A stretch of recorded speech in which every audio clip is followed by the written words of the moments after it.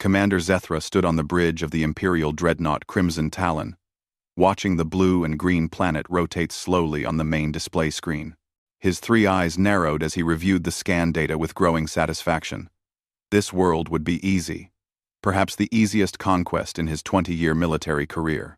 Another primitive world, his second officer reported, her voice carrying barely concealed disappointment. They have barely reached their own moon. Chemical rockets, nuclear fission, fragmented into hundreds of competing nations. No unified planetary government, no energy shields, no plasma weapons. Zethra clicked his mandibles in amusement. The Vylran Empire had conquered 847 worlds across the galaxy. This one, listed in their database as Sol 3, would become number 848 before the week ended. The humans living there had no idea what was coming. They were children playing with fire, thinking themselves advanced because they had split the atom and touched the void of space with clumsy metal capsules. Estimated resistance level? Zethra asked, already knowing the answer. Minimal, Commander. Their most powerful weapons are fusion warheads, primitive explosive devices. Our shields can absorb thousands of such impacts without degradation. Their military forces use projectile weapons and crewed aircraft. Conquest estimate, 72 hours. 72 hours. 3 days to add another world to the Empire's collection. 3 days to secure the resources of an entire planet. The humans would surrender quickly once they saw the futility of resistance. They always did. There. Ender. There. Prepare the standard ultimatum, Zethra commanded. Broadcast it in all their major languages. Give them 12 hours to respond with unconditional surrender. The communications officer worked quickly, accessing the database of human languages. The Empire had been monitoring Earth's radio and television broadcasts for months. They knew everything about humanity. Their wars, their divisions, their fears. This knowledge made conquest simple. The humans were not united. They would not fight together. Some would surrender immediately, hoping for favorable treatment. Others would resist uselessly, wasting lives for pride. The message went out across every frequency, every communications channel humanity possessed. Television broadcasts were interrupted. Radio signals were overridden. Internet connections displayed the same message in thousands of languages simultaneously. People of Earth, you have been located by the Vylran Empire. Your world now falls within our territorial expansion zone. You will surrender all military forces immediately. You will accept imperial governors and administration. Resistance is futile. Your weapons are primitive. Your defenses are inadequate. You have 12 hours to respond with total submission. Failure to comply will result in military occupation and the destruction of your major cities. This is your only warning. Across Earth, chaos erupted instantly. In Washington, D.C., the president was rushed to a secure bunker. In Moscow, military forces went to high alert. In Beijing, generals argued about response options. In London, Parliament convened in emergency session. Across the world, billions of humans looked up at the sky with fear, anger, and disbelief. Alien life existed, and it wanted to conquer them. The United Nations held an emergency meeting. Representatives from every nation gathered, their ancient differences suddenly seeming small in the face of an external threat. But unity did not come easily. Some nations wanted to negotiate. Others demanded immediate military response. A few hoped the message was an elaborate hoax. We should launch our nuclear arsenal, one general argued. Show them we will not submit without a fight. That would be suicide, another countered. If they can travel between stars, our weapons might be useless against them. We must try to communicate, a diplomat insisted. Perhaps they can be reasoned with. Perhaps they want resources we can trade. The arguments continued for hours. No consensus emerged. Humanity had faced many challenges in its history, but never one like this. Never an enemy from the stars. With technology beyond comprehension, Commander Zethra watched the chaos with satisfaction. The humans were responding exactly as predicted. Confusion, fear, division. Some were already broadcasting messages of surrender. Others were positioning their primitive military forces.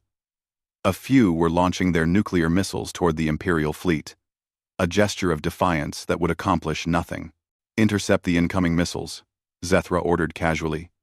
Use the point defense systems. Make it clear how outmatched they are.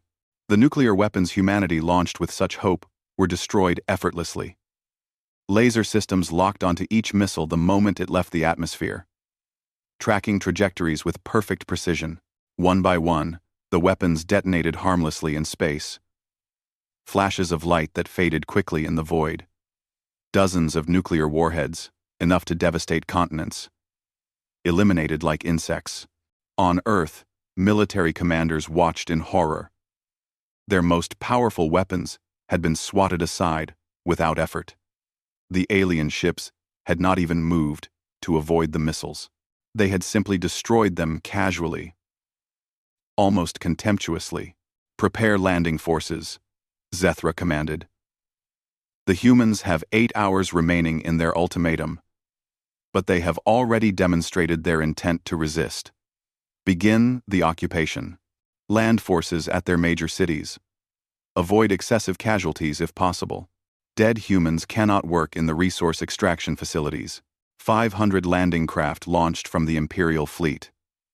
Each carried a full battalion of Vilran soldiers, equipped with plasma rifles, energy shields, and powered armor.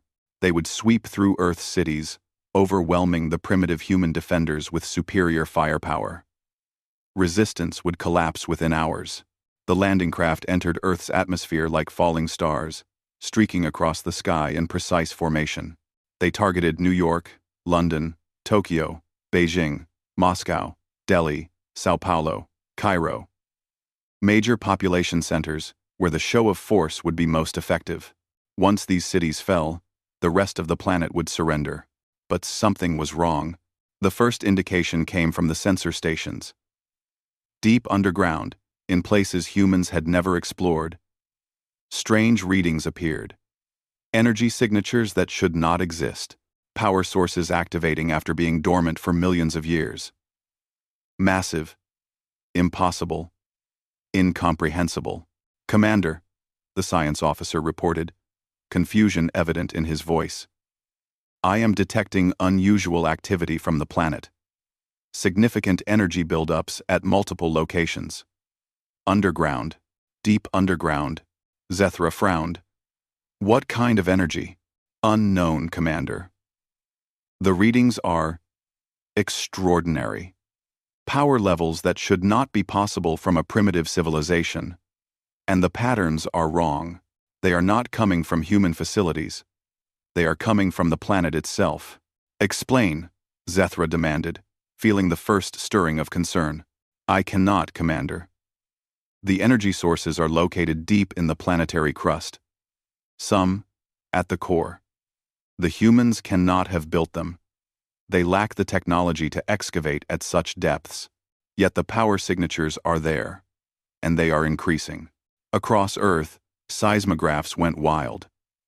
Earthquake sensors detected movement, but not from natural tectonic activity. Something else was happening. Something unprecedented. In California, geologists stared at their instruments in confusion. In Japan, researchers checked and rechecked their data, convinced their equipment was malfunctioning. In Chile, at the great observatories, scientists noticed something impossible. The moon's orbit had shifted, only by a tiny amount, barely measurable, but it had moved. Satellites confirmed it. The moon had adjusted its position by exactly 300 meters. That is impossible, one astronomer whispered. The moon does not just move. Something would have to push it. Something enormous, deep beneath the Mariana Trench, the deepest part of Earth's oceans. Something stirred. Metal surfaces that had been covered in sediment for 60 million years began to glow with blue light.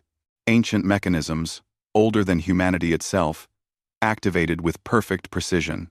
In the Sahara Desert, Beneath millions of tons of sand, massive structures hummed with sudden power. Underground chambers the size of cities began lighting up, their systems running through diagnostic checks after an impossibly long sleep. Beneath Antarctica's ice, under 2 miles of frozen water, geometric patterns appeared as power grids activated. The ice above began to melt slightly, steam rising in places no human had ever visited. And at Earth's core, surrounded by molten iron under crushing pressure, something awakened. Something vast. Something that had been waiting. The Vylran landing craft were 100 kilometers from the surface when every sensor on the Imperial fleet suddenly screamed warnings. The energy signatures from Earth had increased exponentially. Power readings were off the scale. The entire planet was lighting up like a sun. "Commander," the science officer shouted. "The planet is generating energy levels equivalent to our entire fleet's reactor output. No, more than that. 10 times more. 100 times. W. That is impossible." Zethra roared. "They are primitives." "How?" "It is not the humans, Commander. The energy is coming from the planet itself. The geological readings are all wrong. This world's structure. It is not natural. There are manufactured components in the crust. In the mantle. At the core. Commander, this is not a planet. This is." The transmission from Earth came simultaneously on every frequency. It was not in any human language. It was not in Vylran either. It was something older. A language the Empire's computers took precious seconds to begin translating. The voice was not organic. It was artificial, ancient, and utterly cold. Defense system active. Scanning threat level. Analyzing hostile forces. Calculating response parameters. 2000. End. D. 8. The moon moved again. This time, not 300 meters. 300 kilometers.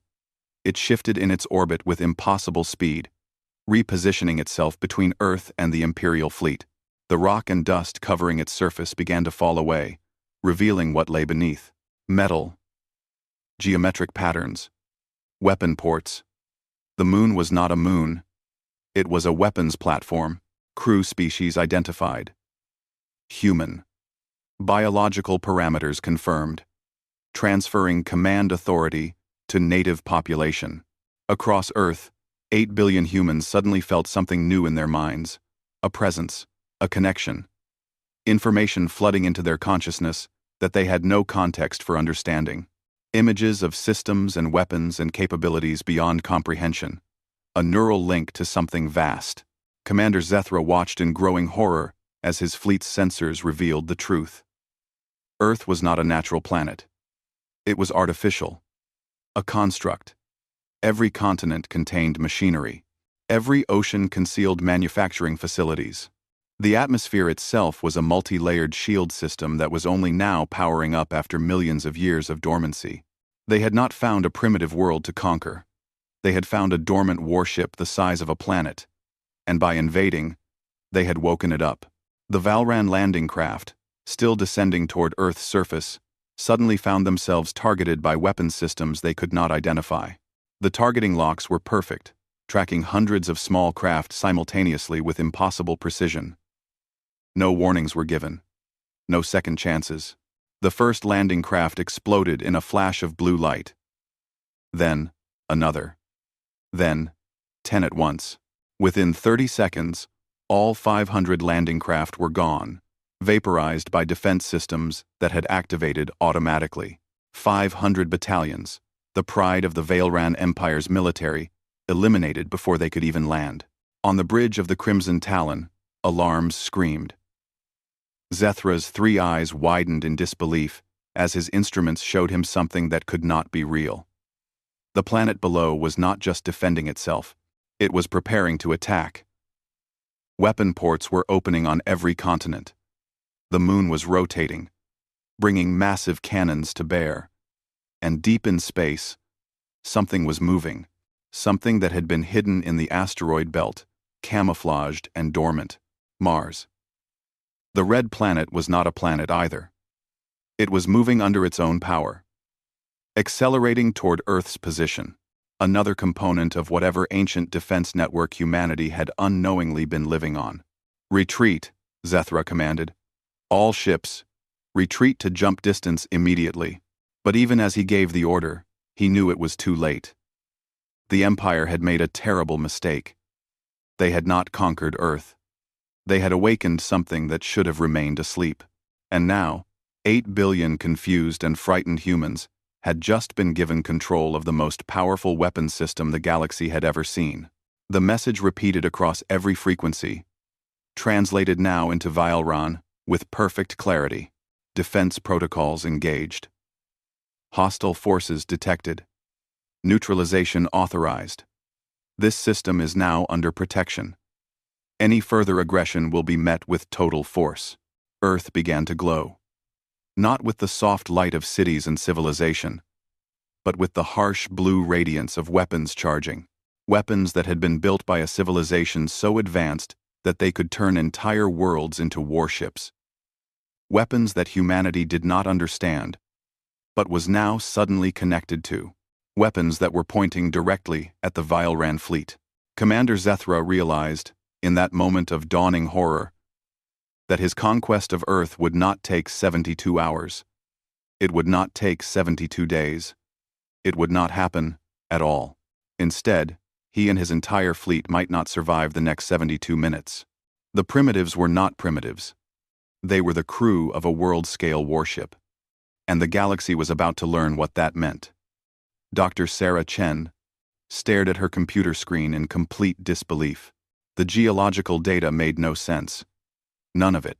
She had been studying Earth's structure for 15 years, written her dissertation on tectonic plate movement, published papers in the most prestigious journals. She knew how planets worked, but the data flooding in from seismic stations worldwide told her that everything she knew was wrong. "This cannot be real," she whispered, checking the numbers for the 5th time. "This is impossible."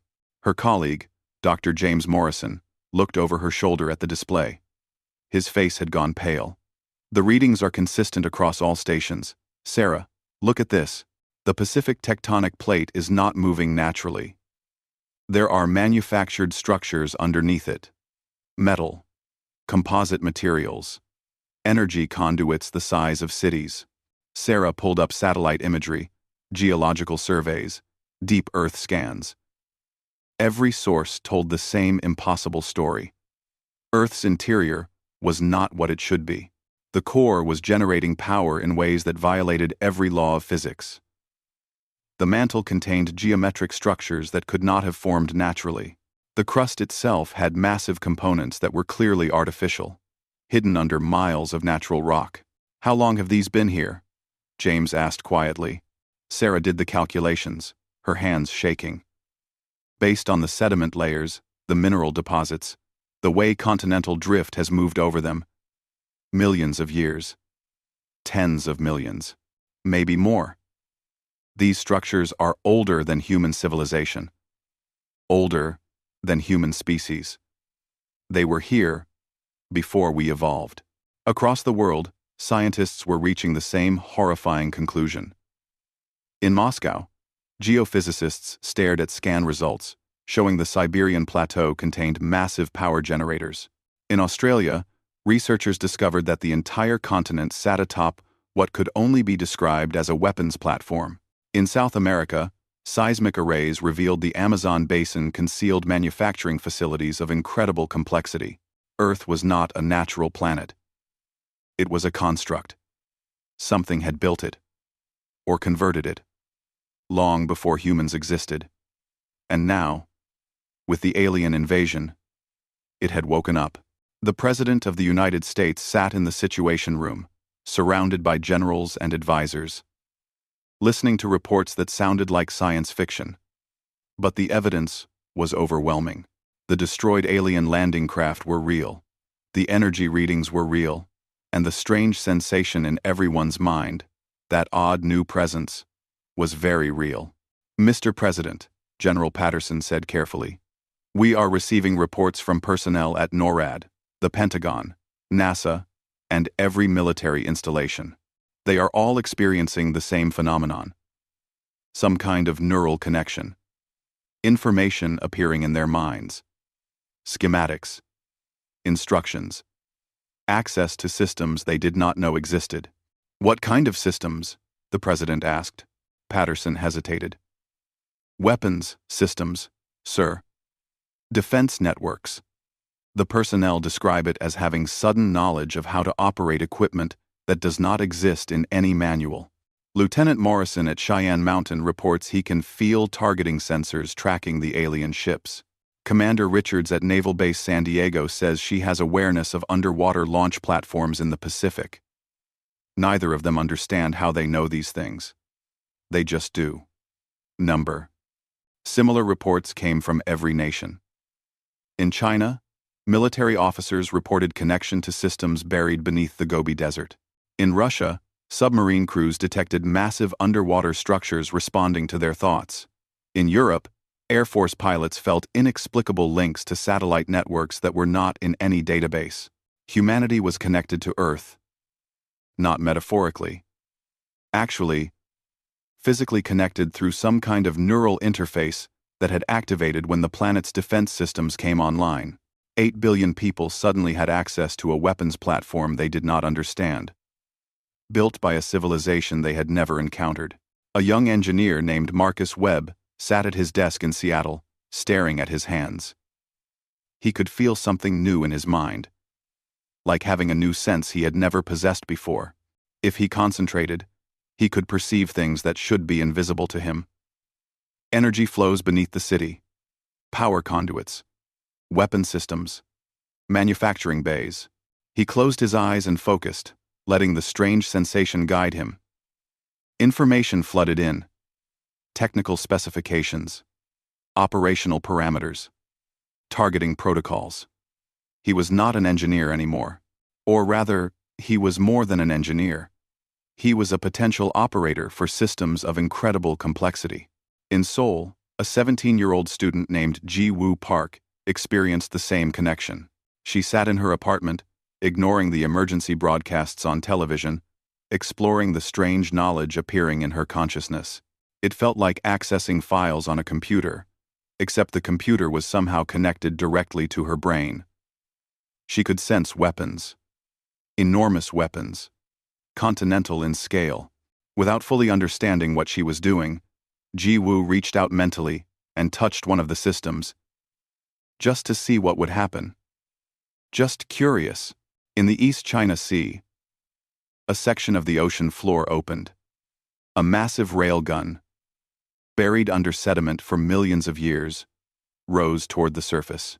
It rotated smoothly, orienting on targets in orbit. Targeting data streamed into Ji-Woo's mind with perfect clarity. 2 alien warships. Distance, 380,000 kilometers. Threat level, high. Authorization, to engage. Granted. Ji-Woo hesitated, suddenly aware of the enormous power at her fingertips. She was 17. She had an exam tomorrow. She had never fired a gun in her life. And now she had access to a weapon that could destroy spaceships. The alien vessels were moving, repositioning to fire on population centers. Tokyo. Seoul. Shanghai. Millions would die if they opened fire. Ji-Woo made her decision. She gave the mental command. The railgun fired. The projectile was a solid tungsten rod, 3 meters long, accelerated to a significant fraction of light speed. It crossed the distance to the alien warships in seconds. The first ship's shields flared briefly, then collapsed. The projectile punched through the hull like paper, the kinetic energy converting to an explosion that tore the warship apart from the inside. The second ship began evasive maneuvers, but Ji-Woo had already fired again. Another tungsten rod. Another direct hit. 2 capital ships of the Vilran Empire, each capable of glassing a continent. Destroyed by a teenager in Seoul who was still wearing her school uniform. Ji-Woo sat back in her chair, breathing hard. "What the hell did I just do?" she whispered. Across Earth, others were making similar discoveries. A retired general in Colorado found he could interface with the moon's targeting systems. He had been out of active service for 5 years, spending his time fishing and watching his grandchildren. Now he stood in his backyard, staring up at the sky, mentally connected to weapons batteries that could engage targets anywhere in near-Earth space. The Vialran fleet was in chaos. They had come expecting easy conquest. Instead, they faced weapons they could not predict, fired by operators who were learning the systems in real time. The primitives were not primitives. They had inherited an arsenal that exceeded the Empire's entire military capability. Commander Zethra watched his fleet's strength diminish with each passing minute. 6 more ships destroyed. Then 4 more. The attacks came from impossible angles. From the planet's surface. From the moon. From underwater platforms. From weapons hidden in asteroid clusters. Every system was waking up. And every system was deadly. "We must withdraw," his second officer insisted. "Commander, we are losing ships faster than we can retreat. This is not a battle. This is slaughter." Zethra wanted to argue, but the data was undeniable. His invasion force was being systematically eliminated by a defense network that had been dormant for millions of years. The humans were barely controlling it, operating on instinct and guesswork, and they were still winning. "Send a priority message to Imperial Command," Zethra ordered. "Tell them we have encountered an architect world." The bridge went silent. Every Vialran knew the stories. The architects were an ancient legend. A civilization that had vanished millions of years ago. They had been builders of impossible things. Planet-sized constructs. Star systems spanning defensive networks. Weapons that could crack moons. The Empire had found ruins of architect technology on a few dead worlds.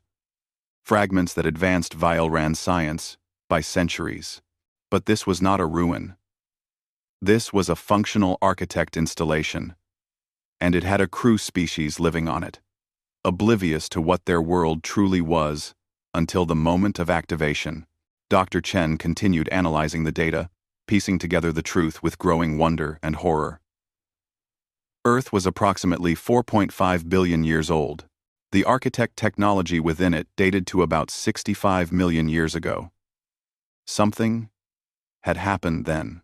Something that killed the dinosaurs and reshaped the planet's surface, concealing the artificial components beneath natural geological formations. The architects had converted Earth into a warship and then left it here, dormant. While life evolved on its surface, humans had grown from primitive primates to spacefaring civilization, never knowing they lived on a weapons platform. The climate, the ecosystem, even human evolution itself, had been influenced by systems managing the planet's environment. "They wanted a crew," Dr. Morrison said suddenly. "The architects. They needed organic operators for their systems. So, they created the right conditions for intelligent life to evolve. We are not just living on an architect world. We are the result of architect engineering. We were created to operate this thing." Sarah felt sick. "We are not here by chance. We are here by design. Humanity's entire existence is because the architects needed crews for their warships." It was a disturbing thought, but the evidence supported it. The neural interfaces worked too perfectly with human brain structures. The systems responded to human thought patterns with no learning period. Humanity fit the machinery because humanity had been shaped to fit it, through millions of years of guided evolution. Around the world, more people were connecting to the systems. Not everyone could do it. Some people had no ability to interface at all. Others had limited connection, able to sense, but not control. But a small percentage, maybe 1 in 10,000, had full access. They could operate the weapons, manage the manufacturing systems, control the planetary drives. These individuals, these accidental pilots, were being identified rapidly. Military organizations contacted them, trying to coordinate their efforts, But there was no training manual for operating a planet-scale warship, no doctrine for this kind of warfare. Everything was improvisation and instinct. A climate scientist named Dr. Amira Okafor sat in her office in Lagos, suddenly understanding something that had puzzled her for years: global warming. The steady increase in planetary temperature over the past century, she had attributed it to human industrial activity, greenhouse gases, deforestation. But now, connected to Earth's systems, she understood the truth. The planet had been warming up. Literally. Its power core, dormant for millions of years, had been gradually activating over the past century. The heat was not from human activity. It was from ancient fusion reactors deep in the Earth's core coming back online, preparing for the moment when they would be needed. Humanity had not been destroying their planet. Their planet had been waking up. And they had mistaken the symptoms of activation for environmental catastrophe. "We have been living on a sleeping giant," Amira whispered. The Vilran fleet retreated beyond the moon's orbit, regrouping. Commander Zethra composed his report to Imperial Command with shaking hands. The conquest of Sol 3 had failed catastrophically. 27 capital ships destroyed. 15 more damaged. 500 landing craft eliminated. Over 40,000 soldiers dead. All in less than 6 hours. The humans had not even fully activated their planetary systems yet. They were still learning. Still discovering capabilities. And they had already dealt the Empire a blow that would be remembered for generations. Zethra included all the sensor data in his report. The energy signatures, the weapons specifications, the evidence of architect construction. Let the Emperor and his advisors decide what to do next. This was beyond a simple military problem. This was a galactic crisis. Earth was an architect world. Functional, crude, armed, and the humans controlling it were discovering their power with terrifying speed. In orbit around Earth, the moon completed its transformation. The last of the regolith covering fell away, revealing the truth beneath. It was not a captured asteroid. It was a manufactured moon. A weapons platform with firepower exceeding most fleet carriers. And it was fully online now, bristling with weapons that tracked the retreating Vilran ships with patient precision.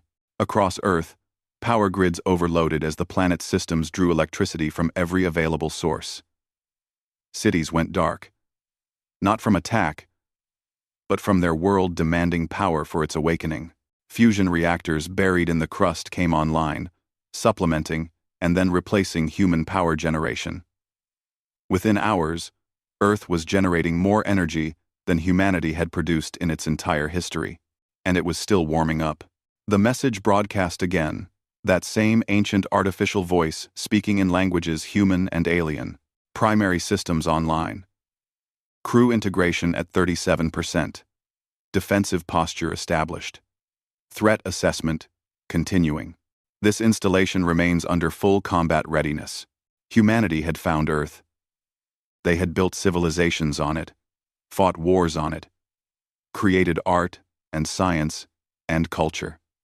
They thought it was their home. They were right, but home was not what they thought it was. Home was a battleship, and they were its crew. And the galaxy was about to learn what happened when you attacked a world that could fight back. Admiral Kreshtal, of the Vilran Empire, studied the holographic display with mounting concern. 3 full battle fleets orbited just beyond Earth's engagement range, representing the largest military concentration the Empire had assembled in 50 years.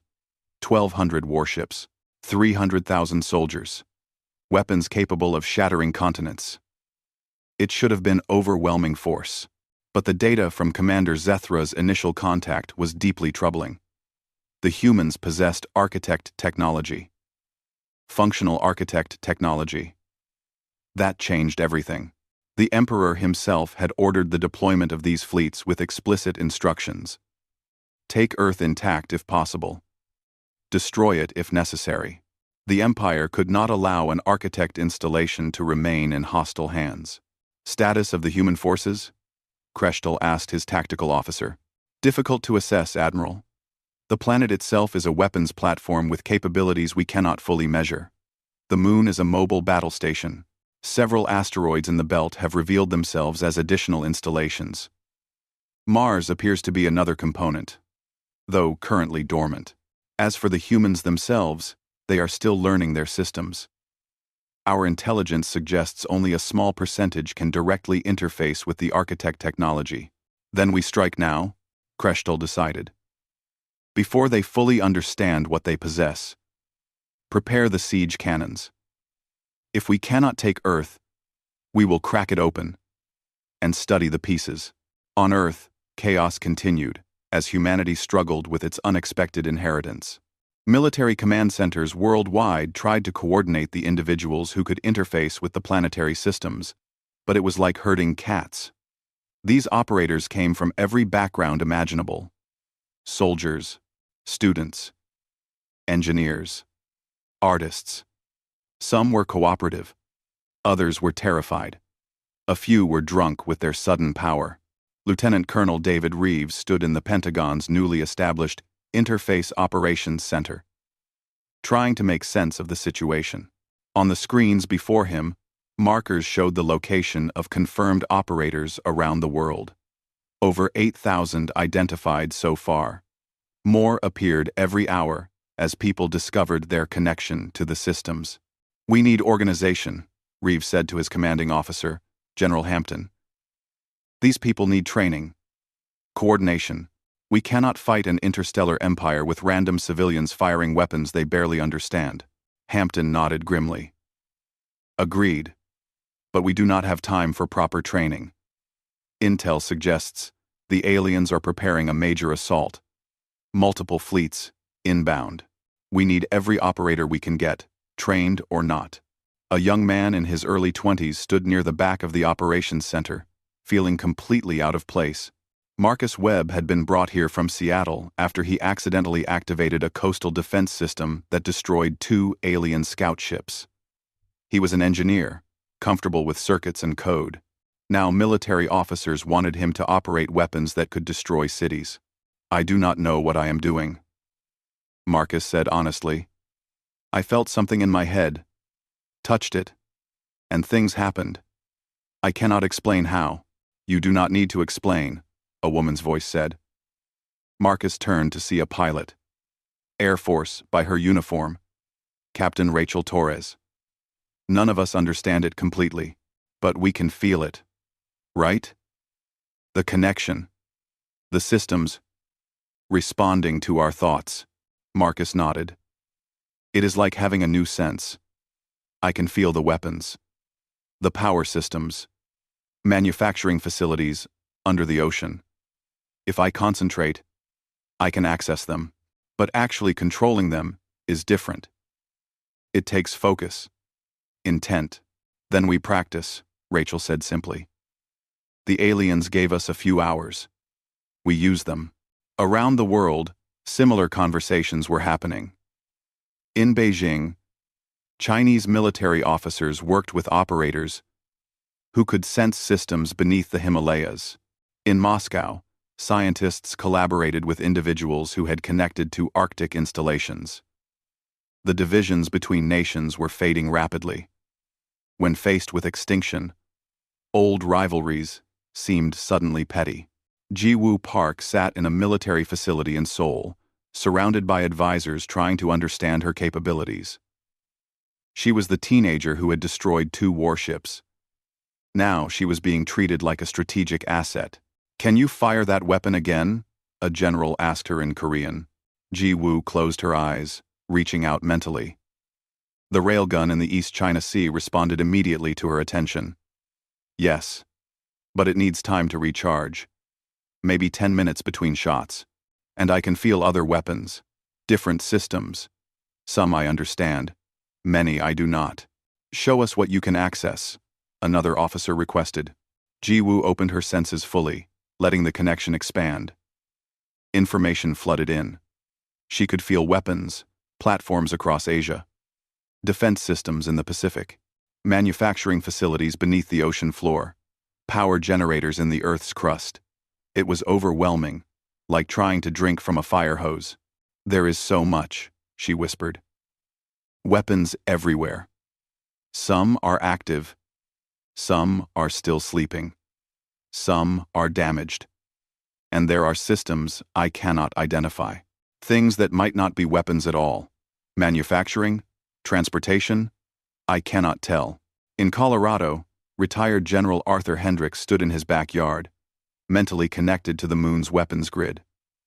He had spent 40 years in the military before retiring to a quiet life. Now, at age 67, he was back in service. The most important service of his life. The moon's systems were vast and complex. Hundreds of weapons, batteries, shield generators, power cores, sensor arrays. Hendricks could access them all, but controlling them simultaneously was impossible. He focused on the primary weapons, the massive cannons designed for engaging capital ships. "Fire control is responsive," he reported through his phone to the Pentagon liaison. "I can target individual ships or engage multiple targets. But the system wants parameters. Rules of engagement. It keeps asking me questions I do not have answers for." The liaison's voice came back. "What kind of questions?" "Threat assessment protocols. Acceptable collateral damage thresholds. Priority targeting criteria. The system is waiting for command-level decisions before it will operate at full capacity. I think the architects designed it to require conscious oversight. Humans have to make the hard choices. The machines just execute them." It was a sobering thought. The weapons were incredible, but they were not autonomous. They needed human judgment, human morality. Humanity had not just inherited a warship, they had inherited the responsibility of deciding when and how to use it. Dr. Sarah Chen had been relocated to a bunker beneath NORAD, working with a team of scientists trying to understand Earth's structure. The geological data was staggering. Every continent contained architect technology. The entire planetary crust was interwoven with machinery. "It is beautiful," Sarah said, studying the scans. "In a terrifying way. The integration of artificial and natural systems is seamless. The architects did not just build weapons into Earth, they made the weapons part of Earth. The planet's tectonic activity is managed by the systems. The magnetic field is generated by artificial cores. Even the atmosphere is regulated by environmental processors. Earth as we know it exists because the architects made it this way." A young geophysicist named Dr. Yuki Tanaka pointed to a specific scan. "Look at this. The Pacific Ocean floor. There are structures down there larger than cities. Manufacturing complexes. They are starting to activate. Producing something. The output is being transported through underwater channels." "Producing what?" Sarah asked. "Drones, I think. Automated defenders. The system is building its own fleet." Across Earth's oceans, ancient factories came online. They drew resources from the ocean floor, processed minerals through technologies humanity barely understood, and produced machines of war. Small attack drones, space fighters, automated weapon platforms. The production rate was extraordinary. One factory alone was outputting 1,000 units per hour. Humanity was not fighting alone. Earth itself was mobilizing, manufacturing the tools for its own defense. Admiral Kreshtal received reports of the manufacturing activity with growing alarm. "They are building forces. The planet is literally constructing a military fleet. If we do not strike now, they will become unbeatable." "Siege cannons ready, Admiral," his weapons officer reported. "Targeting the planet's major power nodes. If we destroy the primary reactors, the defense systems should fail." Kreshtal gave the order. Fire. 6 massive beams of coherent energy lanced toward Earth from the Vilran fleet. Each beam carried enough power to vaporize a mountain. They targeted locations where sensor data showed the strongest energy signatures: Beijing, Moscow, the Sahara, the Amazon, Antarctica, the Pacific. The beams struck Earth's atmosphere and stopped. Simply stopped, as if hitting an invisible wall. The atmosphere itself was the first layer of defense, a shield of incredible sophistication. The energy from the siege cannons was absorbed, distributed, and dissipated harmlessly across the global grid. "Impossible," Kreshtal shouted. "Those are siege-grade weapons. They should penetrate any shield." "The planetary defense is unlike anything in our database," his science officer reported. "It is not a traditional energy shield. It is manipulating the atmosphere itself, using it as a medium to redistribute incoming energy. Our weapons are not penetrating. They are being spread across the entire planetary surface until the energy density is negligible." On Earth, operators felt the attack through their neural links. The siege cannons had been powerful, but the planetary shields had handled them easily. However, the shield system demanded more power. More reactors came online. More systems activated. Earth was escalating its defensive posture. Marcus Webb, standing in the Pentagon Operations Center, suddenly gasped. New information flooded into his mind. "I have access to something new. Something big. It is calling itself a planetary drive. I think Earth can move." Every officer in the room turned to stare at him. General Hampton spoke carefully. "What do you mean? Move. Move. Like a ship. The planet has engines. Massive engines. They are buried deep, aligned with the planet's rotation. If we activate them, Earth can leave orbit. It can maneuver." Marcus looked up, his eyes wide with realization. "We are not just on a warship. We are on a mobile warship." The implication was staggering. Earth was not bound to its orbit. It could travel. It could position itself strategically. It was not a stationary target. It was a vessel. Rachel Torres, the Air Force captain, spoke up. "If Earth can move, what about the other planets?" Mars showed signs of activation. "Are they warships too?" Sarah Chen, monitoring from NORAD, jumped in on the communication line. "Mars is definitely artificial. So are several of the larger asteroids. Jupiter's moons are showing unusual readings too. I think this entire solar system is an architect installation. Earth might be the flagship, but it is not alone. There is a whole fleet here." Arling. The humans were beginning to understand the scope of what they had inherited. Not just a planet. An entire star system converted into a military installation. The architects had not built one warship. They had built a fleet anchored around Sol. In Sol, Jiwoo experimented with her connection, reaching deeper into the systems. She found something unexpected. A database. Historical records. The information was in a format her mind could barely process, but fragments came through. Images. Concepts. Warnings.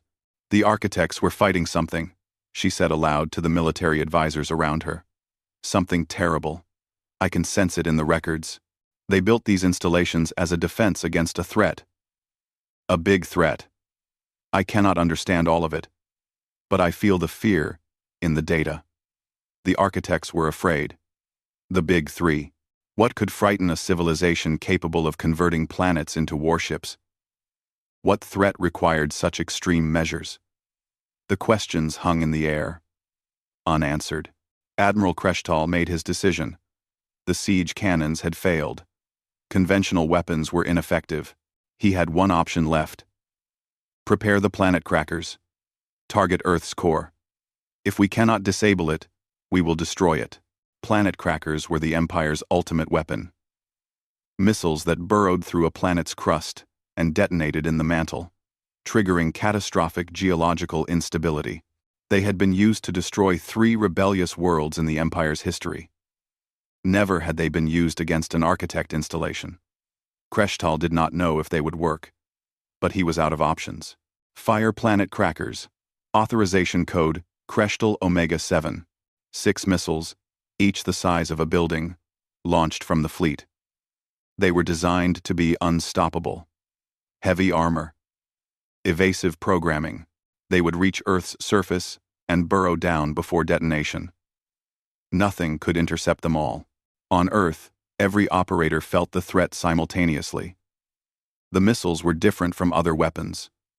They were designed for planetary destruction. If they detonated successfully, Earth would die, and 8 billion humans would die with it. Marcus felt the planetary systems surge with his panic. We need to stop those missiles. All of them. How do we stop them? General Hendricks, connected to the moon's weapons, acted first. He engaged the missiles with the moon's point defense systems. 2 missiles destroyed. But 4 remained. Jiwoo fired her railgun. 1 missile eliminated. 3 left. Rachel Torres, discovering she could control atmospheric drones, launched hundreds of them. They swarmed the remaining missiles, kamikaze attacks from automated fighters. 1 more missile destroyed, 2 left. The last 2 missiles entered Earth's atmosphere, their armor glowing white-hot. They were too close, too fast. Conventional weapons could not stop them in time. Marcus made a desperate decision. He activated the planetary drive. Not to move Earth. Just one engine. A focused pulse of thrust directed upward. Through the atmosphere. The exhaust from an engine designed to push an entire planet. The blast was incomprehensible. A column of superheated plasma erupted from the Pacific Ocean, reaching into space like the finger of an angry god. The 2 missiles flew directly into it and vaporized instantly. The ocean around the engine port boiled. Steam clouds rose for miles. But Earth survived. We did it, Marcus whispered, exhausted. We stopped them, but Admiral Kreshtal was already ordering another salvo, and another fleet had just appeared at the system's edge. The Empire was committing everything to this battle. Earth had survived the first exchange, but the real war was only beginning, and humanity was learning a harsh lesson. Owning the most powerful warship in the galaxy meant nothing if you did not know how to fight with it. The emergency session of the United Nations had never seen anything like this. Representatives from every nation sat together, old enemies side by side, watching the holographic display showing the Vileron fleet positions. 3 more battle groups had arrived. The alien armada now numbered over 1,800 warships. They surrounded the solar system like a closing fist. We are outnumbered, the Russian ambassador said quietly. Even with Earth's weapons, we face impossible odds. The American representative shook her head. Numbers do not matter if we cannot coordinate. We have 8,000 operators worldwide, each controlling different systems. We are fighting as individuals, not as a unit. We need organization. Unity. Unity. The Chinese ambassador repeated. How do we achieve that when we barely understand the weapons we are using? An unexpected voice spoke up. Dr. Sarah Chen, the geophysicist, had been granted special access to address the assembly. The neural interface works better when operators cooperate. We have been testing it. When multiple operators focus on the same system together, their connection strengthens. The architect technology responds to collective human consciousness. It is designed for crews working in coordination.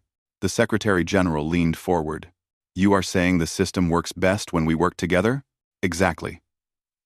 The architects built this as a warship, and warships need crews, not individual heroes. Coordinated teams. When operators combine their efforts, they can access capabilities none of them could reach alone. It was a revelation that changed everything. Earth's defenders needed to stop fighting as scattered individuals and start operating as a unified crew. But that required something humanity had struggled with throughout its history: cooperation on a global scale. We need a command structure, a military advisor suggested. Operators assigned to specific systems. Clear chains of command. Coordinated tactics. We need more than that, said Dr. Amira Okafor, the climate scientist who understood the planetary power systems. We need volunteers willing to enter deep neural integration. The system has chambers, facilities designed for maximum connection. Operators who enter them can access far greater capabilities, but at significant physical cost. The implications were sobering. Deep integration meant risking lives to achieve greater power. It meant asking people to become part of the machine, potentially burning out their nervous systems for the sake of planetary defense. Where are these chambers? The Secretary General asked. Amira pulled up a map. All over the world, under the pyramids of Giza, beneath Stonehenge, at Angkor Wat in Cambodia, under Machu Picchu, Göbekli Tepe, Easter Island, every ancient site that humanity considered sacred or mysterious. They were all built on top of architect integration chambers. Our ancestors sensed something powerful in those locations. They were right. Marcus Webb sat in the Pentagon Operations Center, listening to the global conference through his headset. The idea of deep integration terrified him. But the alternative was worse. If Earth fell, humanity ended. It was that simple. I will do it, he said quietly. I will volunteer for deep integration. General Hampton looked at him seriously. You understand the risks? The medical teams cannot guarantee your safety. We do not fully understand what this will do to your body. I understand. But I can feel the planetary drive systems. They respond to me better than to anyone else. If I enter deep integration, maybe I can actually move Earth, position us strategically. We need every advantage. Similar conversations happened around the world. Jiwoo in Seoul volunteered for the chamber beneath the Korean demilitarized zone, a site that had been discovered only days ago. General Hendricks, despite his age, insisted on entering the chamber beneath Cheyenne Mountain, seeking deeper connection to the moon's systems. Rachel Torres requested assignment to a chamber in New Mexico, where she had grown up near ancient Puebloan ruins. Hundreds volunteered. Thousands. Young and old, military and civilian. From every nation and culture, they would become Earth's pilots, linking their nervous systems directly to a planet-scale warship. Many would not survive the process, but they went willingly, understanding what was at stake.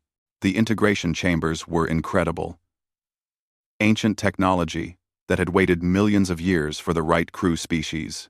Marcus descended into the chamber beneath the Great Pyramid, accompanied by medical staff and military observers. The chamber was vast. Walls covered in geometric patterns that glowed with soft blue light.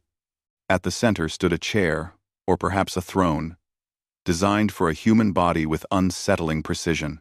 The architects knew what we would look like, Marcus said, staring at the chair.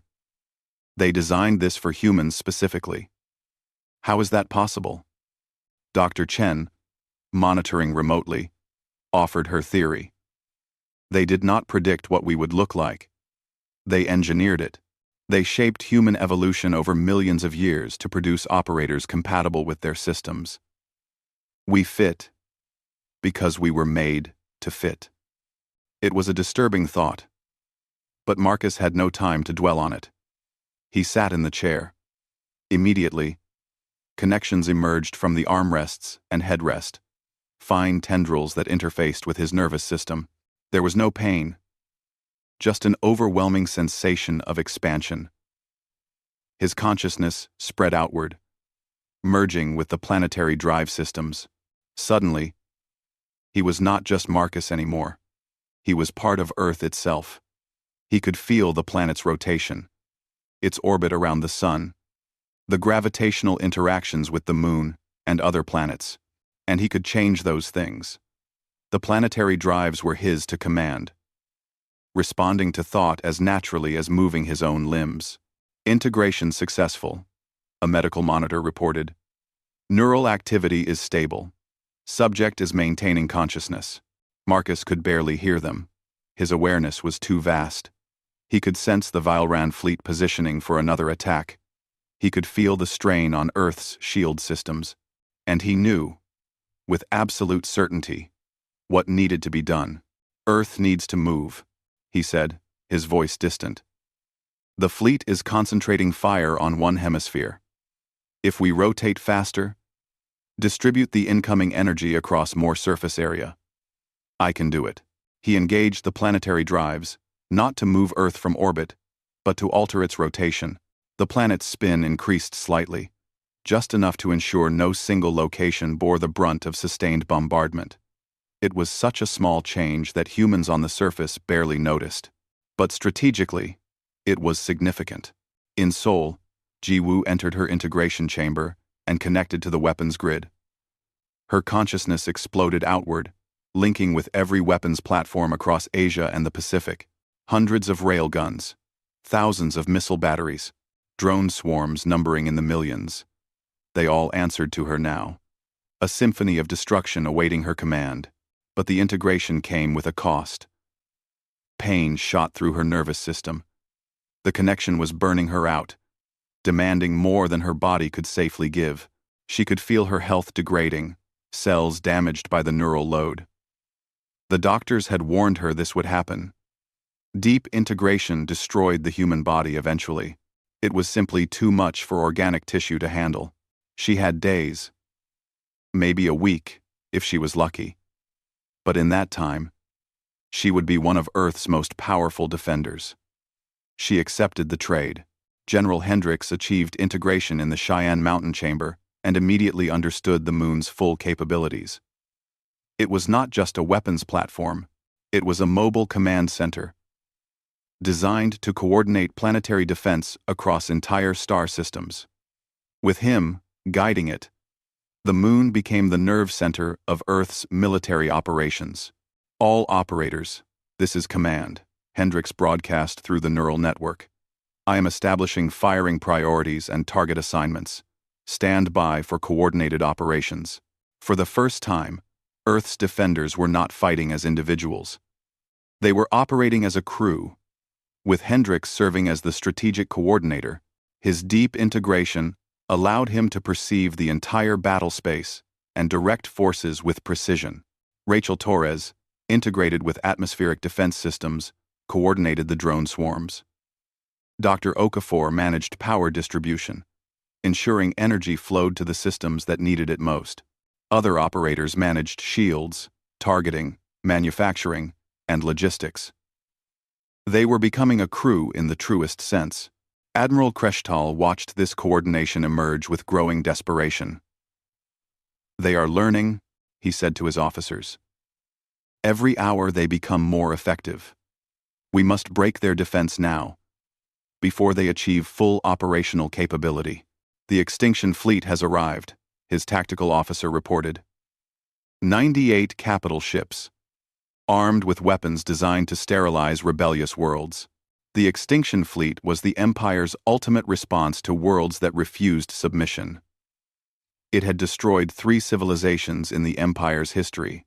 Each time, the targeted world had been reduced to molten slag, all life eradicated. The fleet carried weapons that could ignite atmospheres, boil oceans, and crack planetary crusts. "Deploy the extinction fleet," Kreshtal ordered. "This ends now." On Earth, every operator felt the new threat arrive. The extinction fleet's weapons were unlike anything they had faced. These were not precision instruments. They were tools of genocide, designed for total destruction.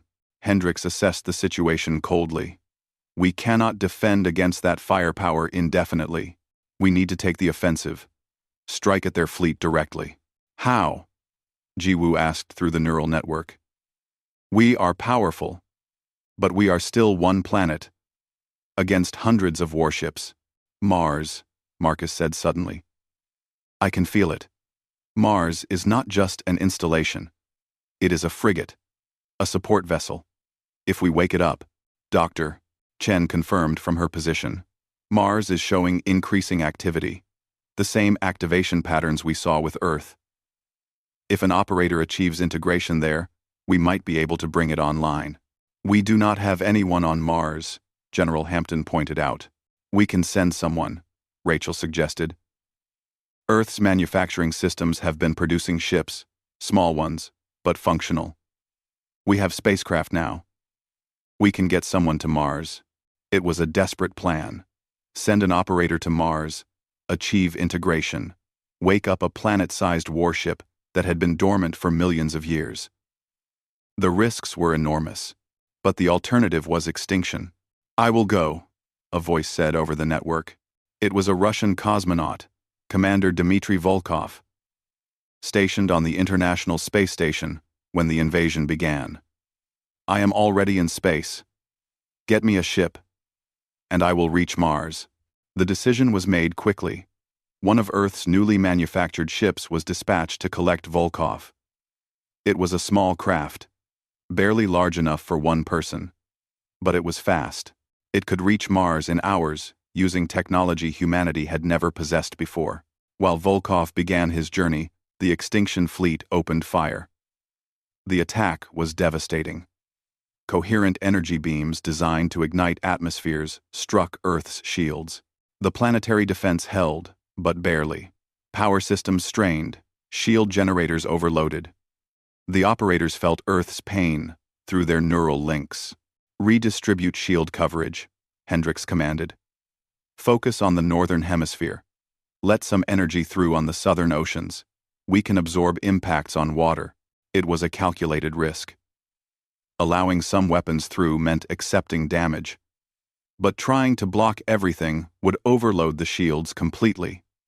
Earth had to endure some hits to survive. The extinction fleet's beams penetrated the shields in the South Pacific. The ocean boiled instantly. Billions of tons of water flash vaporized into steam. Tsunamis radiated outward from the impact zones. Coastal cities evacuated in panic. But Earth itself survived. Ji-Woo coordinated the counterattack. With her deep integration, she controlled weapons across the Pacific region, like extensions of her own body. Railguns fired in perfect synchronization. Missile swarms launched in waves. Drone fighters engaged the extinction fleet's smaller craft. 3 capital ships of the extinction fleet were destroyed in the first minute of her assault. 5 more in the second minute. The Violran forces had never faced such precise, overwhelming counterfire. One human operator, integrated with the planetary systems, was proving more effective than their entire tactical division. But the cost was terrible. Ji-Woo screamed as her nervous system burned. Medical monitors showed catastrophic damage. Her body was failing under the neural load. "Break integration," her medical team shouted. "You are killing yourself." "Not yet," Ji-Woo gasped. "Not until Mars wakes up. Not until we have support." She held on through sheer willpower, directing Earth's fury at the extinction fleet even as her body degraded. She was 17 years old, and she was dying to save her world.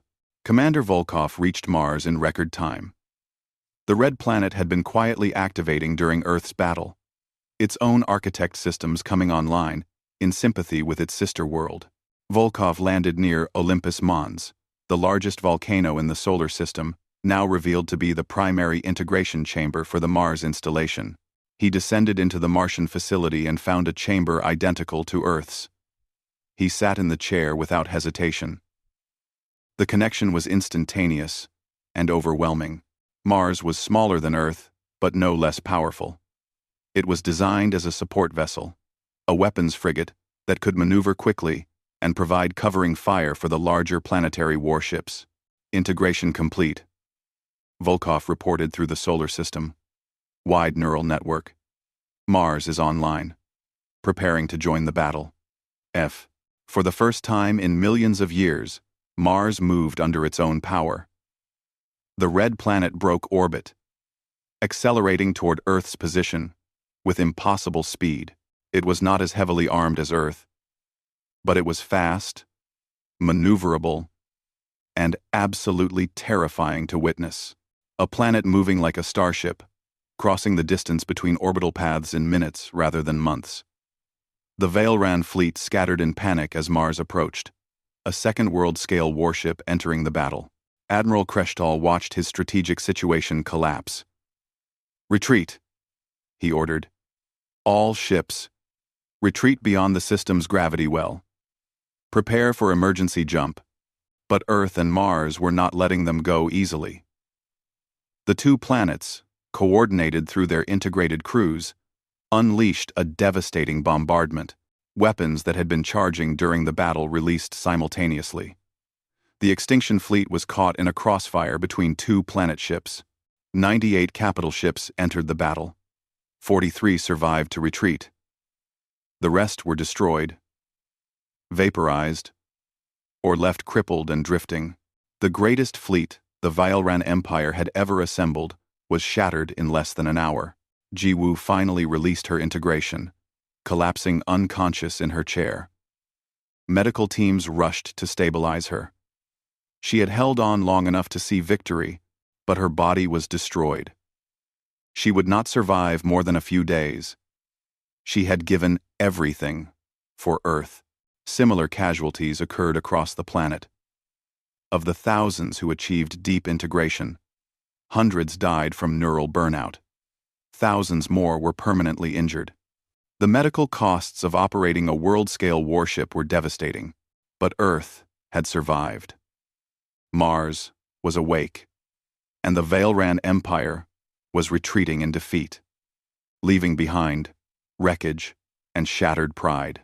Humanity had won its first major battle, but they all knew this was not the end.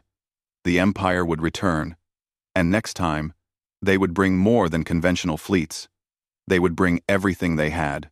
Earth needed to prepare, and humanity needed to decide what kind of civilization they would become now that they knew their true nature. They were not just inhabitants of a planet. They were the crew of a warship, and the galaxy was watching to see what they would do next. 3 weeks had passed since the Battle of Sol, as humanity was already calling it. The wreckage of Vialran warships still orbited Earth like a graveyard. Some pieces had been captured and were being studied. Others had been destroyed or had drifted into the sun. The debris field served as a constant reminder of what humanity had accomplished and what they had lost. Jiwoo Park died 4 days after the battle. She never regained consciousness after her final integration session.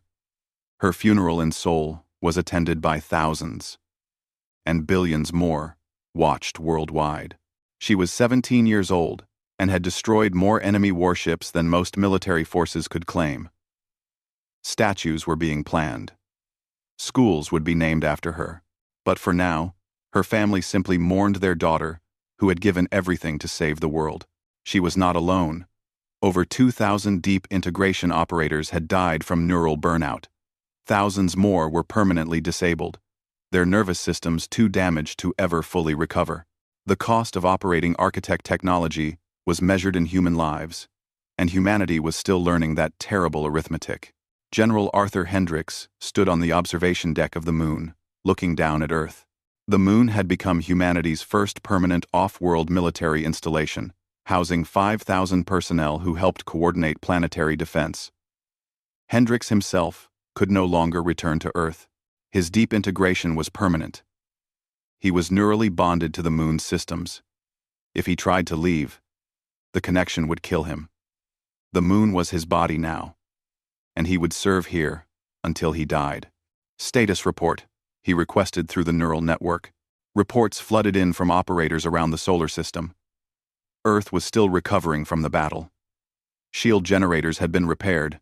Damaged weapons platforms were being rebuilt by the manufacturing facilities. The wounded planet was healing itself with architect technology, though some scars would remain. Mars orbited nearby, close enough to provide mutual support with Earth. Commander Dmitry Volkov had become Mars's permanent pilot, as deeply integrated as Hendricks. The two of them coordinated defensive strategy through neural communication that happened at the speed of thought. Movement in the Kuiper Belt, Volkov reported. Sensors are detecting something. Not Vialran signatures. Something else. Hendricks focused the Moon's sensors. Volkov was right. Objects were moving in the outer system. Not ships. Not natural asteroids. Something in between. Jupiter's moons are responding. I think they are waking up. The revelation sent shockwaves through the solar system. Europa, Ganymede, Callisto, Io. The Galilean moons were revealing themselves as additional architect installations, smaller than Earth or Mars, but still massive. And they were activating without human intervention, responding to the recent battle like dormant guardians sensing threat. "We need operators there," Hendrik said. "If Jupiter's moons are functional installations, we need crews for them." A new wave of volunteers was already being prepared. Humanity's understanding of the architect network was expanding rapidly. The entire solar system was an installation. Earth was the flagship. Mars was the support frigate. The moon was command and control. Jupiter's moons appeared to be weapons, platforms, and manufacturing centers. Even some asteroids were showing signs of architect construction. Humanity had not inherited one warship. They had inherited a fleet anchored to a star. On Earth, the political situation was evolving as rapidly as the military one. The old system of nation-states was dissolving, not through conquest or revolution, but through simple necessity. Operating a planet-scale warship required global coordination. Borders had become meaningless when every human was potentially part of Earth's crew. The United Nations had transformed into something new. A true planetary government focused on coordination and resource allocation. It was far from perfect. Arguments still erupted over resource distribution, operator selection, and strategic priorities. But the fundamental shift had occurred. Humanity was thinking of itself as one species, one crew, facing challenges together. Dr. Sarah Chen led the scientific efforts to understand the architect technology. Her team had made remarkable discoveries. The architects had not just built weapons, they had built entire civilizations into their installations. There were living spaces discovered beneath every continent, cities designed for crews numbering in the hundreds of millions. Humanity could, theoretically, move their entire population underground into architect-designed habitats, while leaving the surface for weapons and manufacturing. The architects expected massive crews, Sarah explained in a presentation to the new Planetary Council. Earth alone was designed to support 500 million operators and 5 billion support personnel. Mars could hold 50 million. The Jupiter moons were meant for smaller, specialized crews. This was not just military technology. This was civilization-scale engineering. The implications were staggering. Humanity was not supposed to be confined to Earth's surface. They were meant to spread throughout the architect facilities, turning the entire solar system into a lived-in, operated network. It would take generations to fully populate the system, but the infrastructure was already there, waiting. Meanwhile, diplomatic efforts were underway. The moon had been converted into a mobile diplomatic vessel. Though it rarely moved from Earth orbit, it had traveled once, to the edge of the solar system, carrying human envoys to meet representatives from other galactic civilizations. The first contact with the broader galactic community was tense. Ambassador Maria Santos led the human delegation, accompanied by military advisors and scientists. They met representatives from the Galactic Council, a loose alliance of civilizations that maintained trade and communication across explored space. The council chambers were aboard a massive space station, neutral territory maintained by dozens of species. When the human delegation arrived on the moon, which dwarfed the space station completely, the visual impact was profound. The other species had heard reports about Earth. Seeing the humans arrive in a weaponized moon made those reports terrifyingly real. Ambassador Santos spoke carefully. Humanity wishes to establish peaceful relations with the galactic community. We did not choose to become operators of architect technology, but we will not apologize for defending ourselves against invasion. The council representatives included species from across the galaxy. Some were humanoid. Others were entirely alien. All of them looked at the humans with a mixture of fear and respect. A representative from the Kethian Assembly, a civilization nearly as old as the Vilran Empire, spoke first. The architects were the ancient enemy of all civilizations. They built their planet ships to fight a war that ended millions of years ago. Their technology is the most dangerous in the known galaxy, and you control an entire system of it. We are still learning to control it, Santos replied honestly. Many of our people have died operating systems they barely understood. We are not the architects. We are humans, who happen to evolve on an architect installation. That is what concerns us, a different representative said, from a species Santos did not recognize. The architects vanished mysteriously. Their planet ships went dormant. No one knows why. No one knows if they are truly gone, or merely waiting. And now humans have awakened one of their installations. You may have triggered something far more dangerous than the Vileran invasion. It was a chilling thought. What if the architects were not extinct? What if Earth's activation had sent some kind of signal?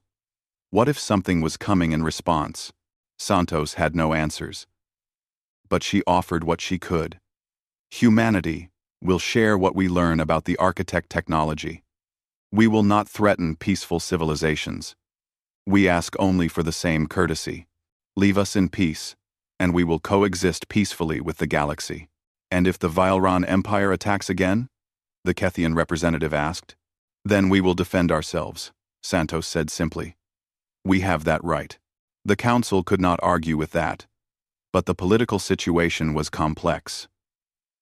The Vileran Empire, though defeated, was still the largest single military power in the region. They had withdrawn, but not surrendered. Intelligence suggested they were rebuilding, preparing for another attempt. The empire itself was splitting over the question of Earth. Hardliners demanded revenge and total conquest. Pragmatists argued for negotiation and peace. The emperor was old, and his succession was uncertain. If he died, civil war might erupt between the factions. The empire is wounded, Hendricks reported to the Planetary Council after analyzing intelligence reports. But wounded animals are dangerous. They might attack recklessly, or they might withdraw permanently. We cannot predict their next move. Then we must be ready for anything, the Council decided. Continue training operators. Activate more installations. If the Empire returns, we will be stronger than before. The training programs had evolved significantly. Humanity now understood that deep integration was not necessary for every operator. Most could function effectively with standard neural interface, maintaining their health while still contributing to planetary defense. Deep integration was reserved for critical systems and emergency situations. New training facilities were established at every ancient site. The pyramids, Stonehenge, Machu Picchu, Angkor Wat, places that had been tourist destinations became military academies, training humanity's next generation of planet ship operators. Children as young as 10 showed aptitude for the neural interface. They were not sent into combat, but they learned the basics, preparing for a future where operating architect systems might be as common as driving a car. Commander Marcus Webb recovered from his integration experience. Unlike Hendricks, his connection was not permanent. He could disconnect from the planetary drives, though it left him disoriented for days afterward. He continued serving as Earth's primary helmsman, the person who could move the planet when necessary. It gets easier, he told new operator trainees. The first time, it feels like you are drowning in information. Your mind is not built to process planetary scale awareness, but with practice, you learn to filter. Focus on what matters. Trust the systems to handle the details. The trainees listened intently. They were the future. Some would operate weapons. Others would manage manufacturing or power systems. A few might achieve deep integration and become permanent crew for Mars or Jupiter's moons. All of them understood the stakes. Dr. Amira Okafor had made a disturbing discovery in the architect databases. The historical records Ji Wu had partially accessed before her death were now being translated more completely. The architects had built their planet ships to fight something specific, something that had threatened their entire civilization. They called it the Devourers, Amira explained to the Council. From what I can translate, they were a species or force that consumed worlds. not conquering them, literally eating them, converting planetary mass into their own infrastructure. The architects built planet ships as a response, worlds that could fight back, worlds that could move away from danger. What happened to the Devourers? Someone asked. The records are unclear. Either the architects won and the Devourers were destroyed, or the war ended in stalemate and both sides withdrew. But here is the concerning part. The activation protocols for architect installations include a specific warning. If Earth detects Devourer signatures, all systems go to maximum combat readiness automatically. Are we detecting those signatures? Santos asked. Not yet. But the system is watching. If the Devourers still exist somewhere in the galaxy, Earth will know if they approach. It was yet another threat to worry about. But humanity was learning to live with existential danger. They had already faced annihilation and survived. If something worse was out there, they would face it too. 6 months after first contact with the Vylran Empire, Earth began its first exploratory mission beyond the solar system. A small fleet of human-designed ships, built using architect manufacturing technology, would travel to nearby star systems, not to conquer or threaten, to explore, to make contact with other civilizations, to show the galaxy that humanity was more than just the crew of a warship. The fleet was diverse, crewed by volunteers from every nation. They carried messages of peace and scientific cooperation. But they also carried weapons, because the galaxy had proven itself dangerous. They were explorers and diplomats, but they were also warriors if necessary. Ambassador Santos addressed the fleet before their departure. You represent humanity to the galaxy. Show them who we are. Show them we are capable of more than just war. We did not choose to become what we are, but we can choose what we do with it. The fleet launched, jumping to faster-than-light travel using technology that humans had only possessed for months. They disappeared into the cosmic night, carrying humanity's hopes and dreams to the stars. On Earth, life continued. Cities were being rebuilt. The scars of battle were healing. But everything had changed. Humanity knew its true nature now. They were not just another species trying to survive on one small world. They were the inheritors of technology that could reshape solar systems. They were the crew of Earth, a planet-scale warship left behind by an ancient civilization. The question now was what humanity would become. Would they be conquerors, like the Vylran Empire? Would they be isolationists, hiding behind their weapons? Or would they be something new, a species powerful enough to defend themselves but wise enough to seek peace? General Hendricks watched Earth from the moon's observation deck, thinking about that question. He was 67 years old, and would die on this moon. His neural system too integrated to ever separate. But he did not regret his choice. He had given his life to protect humanity's future. Now it was up to the next generation to decide what that future would be. Sir, an operator reported, we are detecting unusual energy signatures in deep space. Multiple sources, moving toward our system. Hendricks felt a chill. Identification? Unknown. Not Vylran. Not any species in our database. The energy patterns are strange, organic, like they are alive. Hendricks accessed the sensor data directly through his neural link. The signatures were indeed unusual, massive, ancient, and they were approaching from the direction of the galactic core, where the architects had supposedly fought their ancient war. Send a priority alert to Earth and Mars, Hendricks ordered. Unknown contacts approaching, possibly hostile. Prepare defensive measures. Across the solar system, architect installations began activating more fully. Systems that had remained dormant even during the Vylran battle came online. Earth's deepest weapons, held in reserve, prepared to deploy. Mars adjusted its orbit, positioning for combat. Jupiter's moons powered up their manufacturing facilities, beginning to produce ships at rates humanity had not yet attempted. The architect network was recognizing a specific threat and it was responding with the full power of its design. Humanity gathered on their planet ship, watching the darkness of space with newly opened eyes.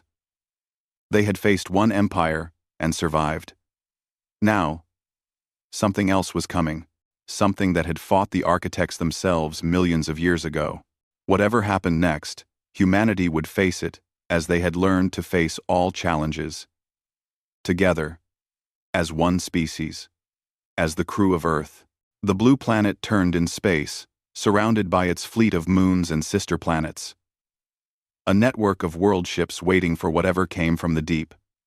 Weapons that could crack continents stood ready. Shields that could deflect starfire were charged. Millions of operators worldwide maintained their neural links, ready to defend their home. Humanity had not asked to become warriors on a galactic scale. They had not chosen to inherit weapons that could reshape solar systems. But the galaxy had found them, had attacked them, and had learned a crucial lesson. Earth was not a prize to be taken. It was a warship to be feared. And its crew, once divided and primitive, had become something the galaxy had not seen in millions of years. They had become the rightful heirs of the architects, and the galaxy would never be the same.